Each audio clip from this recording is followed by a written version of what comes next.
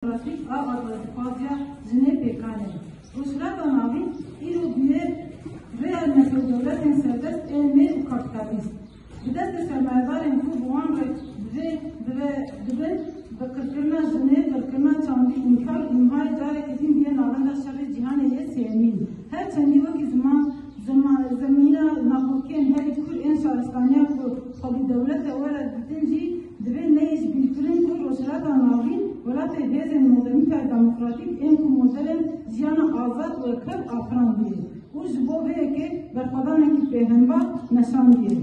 Bi bingeha xwe ya dîrokî ya çanda jina azad bi cihêgeriya xwe ya ku berxwedana civaka zindewar dike ew heqîqet bi xwe ye ku em dijîn dizanin dibînin kêliyê herî nêza azadiyê di nav xwe de dihewîne. Ji ber vê yekê ji têkoşîna nûnerên îroyîn ên her du şaristaniyên a ji bo avakirina desthilatdariya xelk û pergarên xwe yên îdeolojîk di asta herî nêzik a serkeftinê de ye. Alîkî têkoşîna îdeolojiyên xwe yên ewlî nîjadperestî, netewperestî, rengperestî, dewletên neteweyên ku çavkaniya hemû krîzên civakî, aborî, siyasî û çandî yên di cîhanê de temsîl dikin. Sedema tîcarên ku rojhilata navîn û Afrikayê jinan qetil dike, her malekî ber ji hevne pergîra perdara zindanê bi awayekî sîstematîk tecawîz û qetliyama li ser zarokan pêk dîne û sedema polîtikayên ku jinan dibin navê azadiyê de îstîmar dike, qeda wan bêqîmet dike, wek merha dibîne û xizaniyê jinê kûrtir dike heman çavkaniyê. Perdaleta modernîtayê Geşedanên dawî yên ku li Sûriyeyê pêk tên carekî din hate dîtin ku bêyî xelasbûna ji zihniyeta netewa dewlet a yekperest, modernîta kapitalîst çareseriyekê mayînde ne pêkane.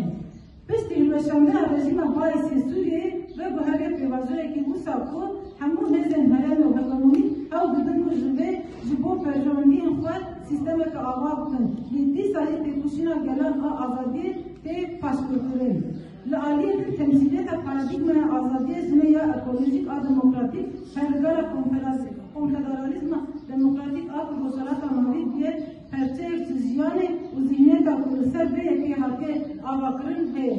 Modernîtaya kapitalîst îro hewl dide ku mafa bifetisîne.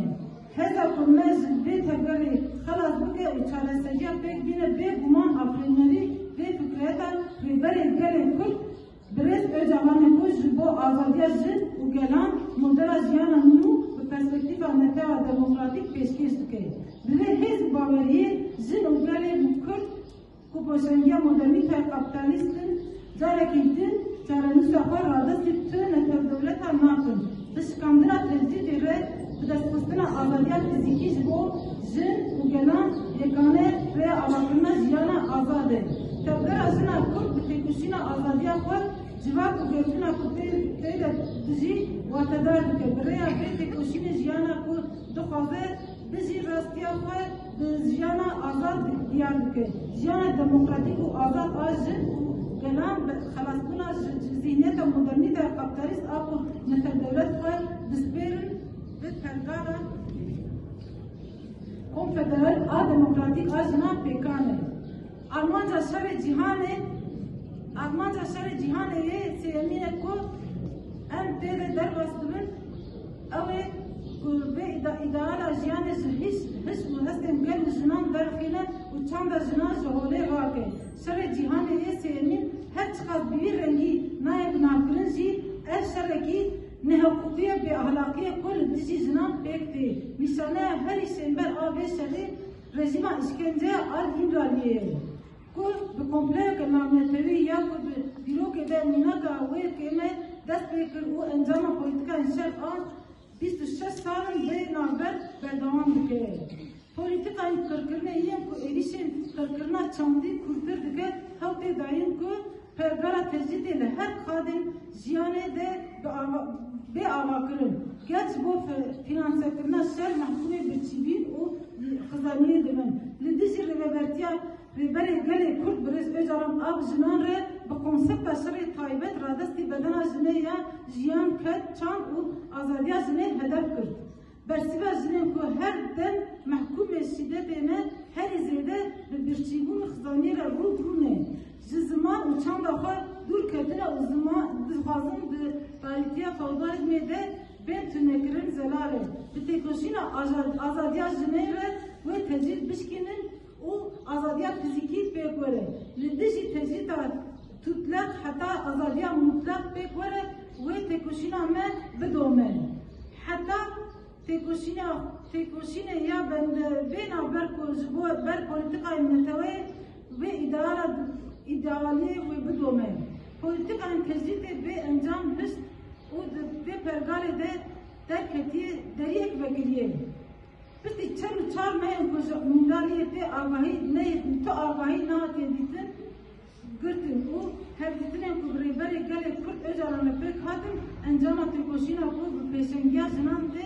مسامدنه هر چندی به هر دیتنان ده ناب همو جواب و جنان ده ایوی امورا که نزین آقا کربه جی لی تجدید هی بردوان دکه اگ یک جارکی دی نشانی من دا کو دوی ام تکوشینا بین آور و بدریا بدومینن ام داخلینین حیاتا پارتیا دمه و دکلارسون وانا کو لسر حق خالا بکده جبون تنه بکده جبو چارەسەریە پرسکرێکا کورد و دموکراتیک بوونا تورکیە گرنگ ببینن ev iradeya çareserîya wê ne tenê ji bo pirsgirêkê Tirkiyeyê be çareserî ji bo